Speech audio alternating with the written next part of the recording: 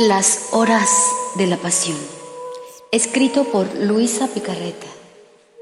Presentación. Unas palabras acerca de la autora de estas horas de la pasión. Luisa Picarreta nació el 23 de abril de 1865 en la pequeña ciudad de Corato, en la provincia de Bari, al sur de Italia. Ahí vivió siempre y ahí murió en olor de santidad. El 4 de marzo de 1947. 82 años de vida, 64 de los cuales, 64 los pasó en la celda más pequeña que haya habido en el mundo, su cama. Encima y alrededor de su cama una ligera estructura metálica de la cual por los 4 costados pendían sendas cortinas que hacían de su cama un claustro de escasos 2 metros cuadrados, espacio suficiente para ella y para su amado, Jesús, que casi a diario la visitaba y la amaestraba para que ella modelara todo su interior a semejanza de él. Y no solo para él, sino también había espacio para la mamá, la Santísima Virgen, a quien Luisa así llamaba, la que con la misma finalidad de hacer de Luisa una copia perfecta del interior de Jesús y de ella, la visitaba también con frecuencia.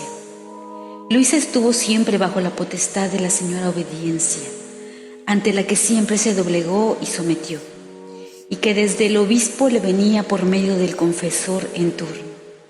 Nuestro Señor intervino para poner a Luisa definitivamente y sin dudas en su estado de víctima de reparación, para lo cual se sirvió de una epidemia de cólera que en 1886 cosechaba muchas víctimas en la región de Corato.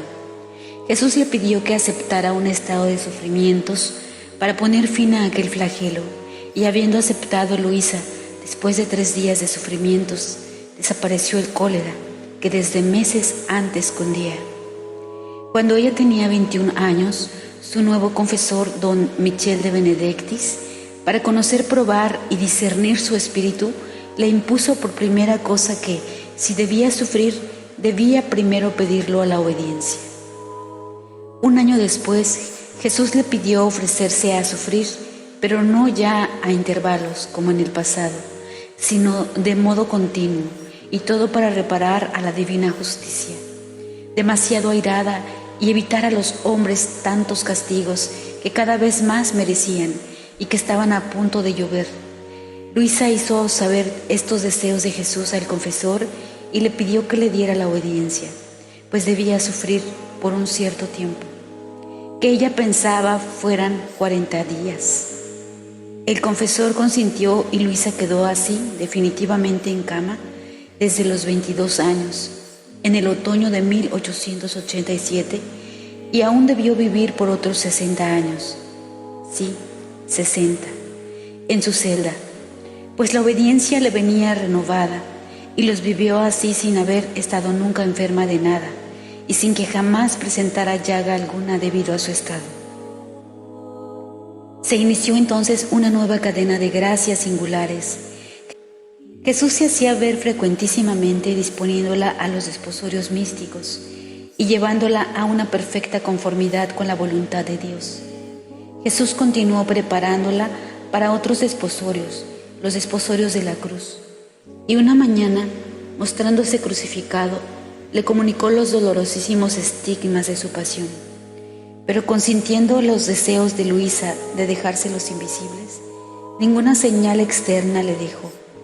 Desde entonces le era renovada por Jesús mismo la crucifixión.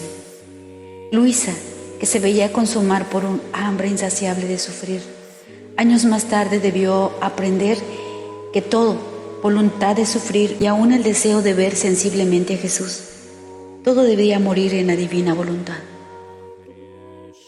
Muerto este confesor, uno nuevo, don Genaro di Genaro, en 1899, la tomó a su cuidado y así fue durante 24 años. Y por primera cosa le dio la obediencia, dolorosísima para ella, de escribir todo lo que había sucedido desde el inicio entre Jesús y ella, y empezó a escribir en febrero de 1899. Jesús continuó enseñándola y preparándola a su excelsa misión, a la máxima gracia y a un estado superior, vivir en y de la divina voluntad. En 1900 le habla por primera vez de esto y da a ella por primera esta gracia de las gracias y la constituye como la pequeña hija de la divina voluntad, iniciando así con ella en el silencio y en lo escondido la nueva era de gracia, el verdadero reino de la divina voluntad en la tierra, el cumplimiento del Pater Noster, fiat voluntas tua sicut in coelo et in terra. Hágase tu voluntad como en el cielo, en la tierra. Luisa escribió a partir de entonces 36 volúmenes acerca de esta doctrina del vivir en la divina voluntad y otros escritos, entre los cuales están Horas de la Pasión, de las que se publicaron 4 ediciones en 1915, 1917 y 1921. La obediencia de escribir cesó y el último capítulo del volumen 36 lo escribió el 28 de febrero de 1938. Finalmente, el 4 de marzo de 1947 a las 6 de la mañana murió, después de una breve pero intensa pulmonía. Después de 4 días de veneración pública de sus restos, tuvo su primera apoteosis, sus triunfales funerales en los que participaron innumerables personajes de la iglesia local de Trani, diócesis a la que pertenece Corato, así como de otras partes, según se puede constatar en algunas fotografías de la época. Pero dejemos ahora la palabra a uno de sus confesores, uno con el que estuvo en contacto por 17 años, si bien solo casi 2 años fue su confesor extraordinario hasta la muerte de él en 1927, aquel que se interesó de tal manera en la persona, en los escritos de Luisa y en la doctrina de la divina voluntad, que fue quien publicó estas Horas de la Pasión, Annibale Maria di Francia. El padre Annibale Maria di Francia llegó a Corato en 1910, iniciando una serie de visitas y un frecuente e íntimo contacto espiritual con Luisa. Conocerla para él significó un viraje trascendental en su vida, y el conocimiento de la divina voluntad fue decisivo en su espiritualidad. El arzobispo de Trani lo nombró censor eclesiástico de su diócesis y director en lo que se relacionaba con los escritos de Luisa, en vista de la publicación que el padre deseaba hacer.